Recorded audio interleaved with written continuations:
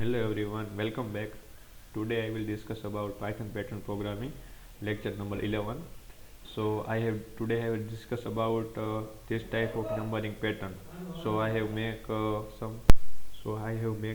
some trick so you can easily write the code for this pattern. So now for the delay, let's begin. So first I have opened Android Studio and we create a for loop first and so create a for loop here. So for I in range 1 to 6 and let's check.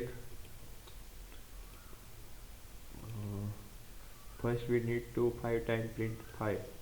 Okay, so for j in range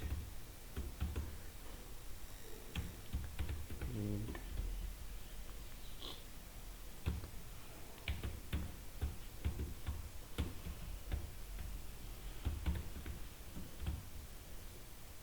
let's see. Our we need to for loop is 5 times 5 times first we need to for loop 5 times printed. So here we assign 1 to 6 minus I means 5. So for loop is a 1 to 5 times. Okay, over here look at this, 6 minus I it means 5, right? But range function last value is a neglect, so we assign a plus 1 here. Okay, and